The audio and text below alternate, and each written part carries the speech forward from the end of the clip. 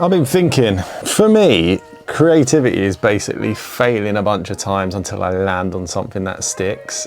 And the thing is, I can't skip the failing part. When I put out a tune, people hear the final mix, the thing that sounds finished, polished, complete, confident. What they don't hear are the 6,000 loops that came before it. The half-finished projects, the abandoned folders, the samples I've bounced and forgotten about. And honestly, for a long time, it used to get to me. I used to think, why can't I just sit down and make something good? Like, why do I need to go through all of this every time before I find something that works? When I first started producing, albeit a very long time ago, I thought finishing music was about inspiration. If I didn't feel it instantly, I'd assume the idea was bad. So I'd close the session, open a new one, try and find the next spark. And it felt productive. I was doing stuff, moving bits around, but really, I was just starting over and over again.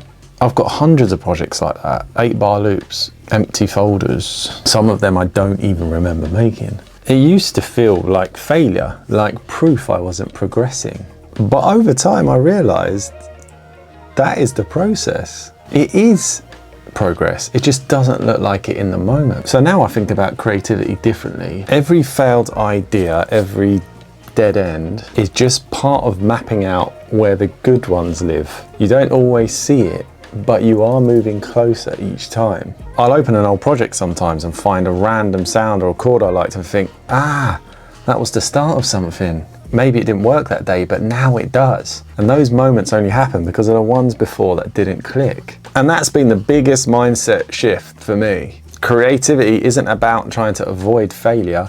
It's about accepting that failure is part of the route. It's not the thing that's in the way, it's the thing that gets you there. I think a lot of producers, especially early on, expect everything to feel inspired, but most of the time it doesn't. Most of the time you're just showing up, just trying stuff, and it's kind of average, and that's okay. It's like training a muscle. Every time you sit down and make something, even if it's bad, you're tuning your instincts a little bit more. You're figuring out what feels right, what doesn't, and where your ideas naturally want to go. One of the biggest changes wasn't waiting for the perfect idea, it was learning to work through the imperfect ones, because that's where the good stuff hides.